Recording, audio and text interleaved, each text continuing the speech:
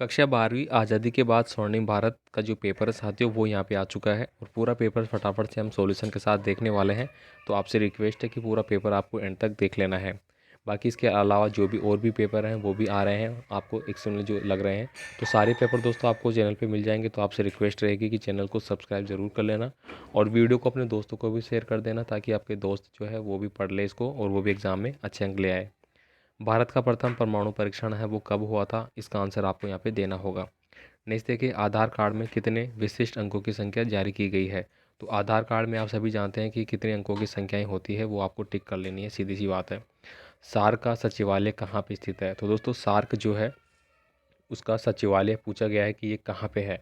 इसके बाद देखिए, भारत में हरित क्रांति का श्रेय किस वैज्ञानिक को दिया जाता है। तो ये आप सभी जानते हैं कि VS स्वामीनाथन को दिया जाता है। तो बिल्कुल सही आंसर मेरा हो जाता है ऑप्शन नंबर ए। यहाँ पे पेपर दोस्तों हिंदी और इंग्लिश दोनों मेथड में आपको दिया गया है।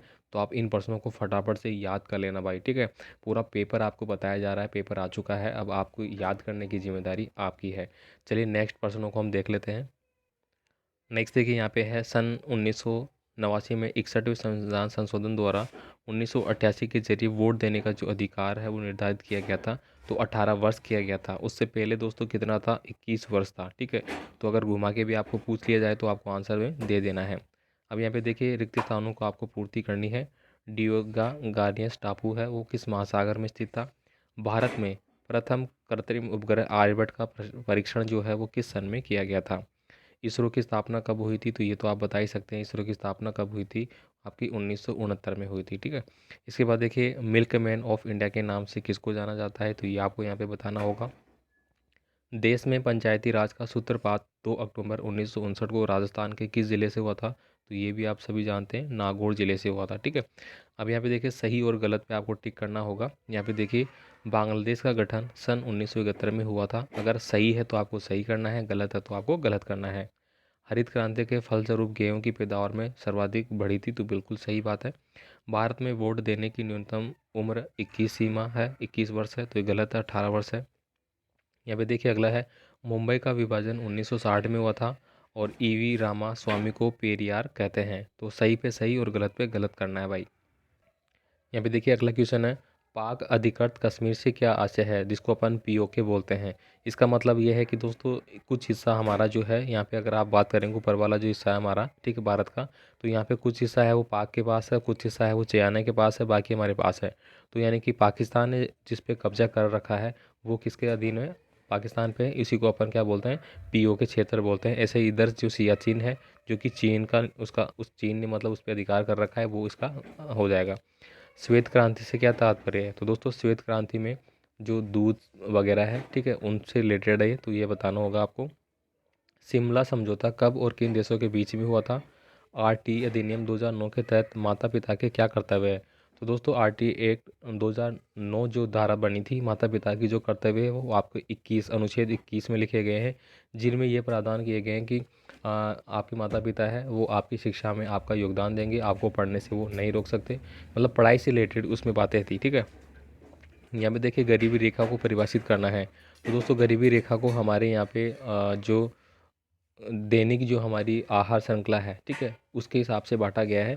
इसमें दोस्तों 2 समितियां बनी गई है अलग अलग, ठीक है। एक तो रामास्वामी है कुछ इस प्रकार, एक सचिन तेंदुलकर वगैरह है, 2-3 समितियां बनी हुई है जो कि रिपोर्ट जारी करती है, ठीक है।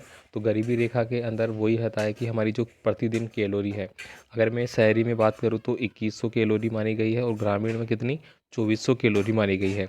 अगर इतनी आपको मिल रही है तो आप उसमें मतलब नहीं है, और अगर इससे कम मिल रही है तो आप गरीबी रेखा में आएंगे। यहाँ पे देखिए किस नंबर का क्वेश्चन है, PVC प्रेस क्या था।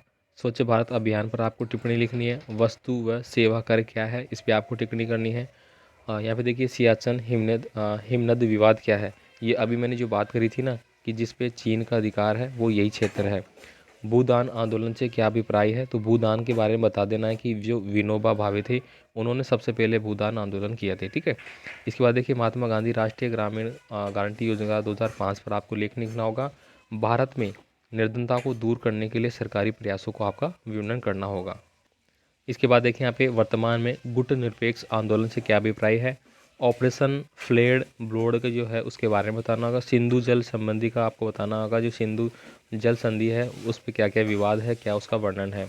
भारत की विदेश नीति की प्रमुख विशेषताएं बतानी है। संविधान के प्रस्तावना की विशेषताएं आपको लिखनी है। जो हमारा संविधान है उसकी प्रस्तावना में बहुत सारी बातें लिखी गई है। अगर आपने देखा होगा किताबों के पहले जो पृष्ठ है उसमें कुछ बातें हमें दी गई है, वो प्रस्तावना से ही ली गई है। श्रीलंका की समस्या, तमिल समस्या है उसके समाधान में भारत की क्या भूमिका है उसको बताना है। तो यहाँ पे दोस्तों पूरा हमने कक्षा 12वीं के लिए पेपर बता दिया है, जो कि आज़ादी के बाद स्वर्णिम भारत से रिलेटेड है। बाकी 11th क्लास के भी अगर आपके साथ ही कोई है तो उनके लिए भी पूरा पेपर ऑलरेडी बता दिया गया है, वो पढ़ लेना, इन्हीं में से आएगा, कोई बाहर नहीं जाएगा। ठीक है, तो मिलते हैं अगले पेपर के साथ। धन्यवाद।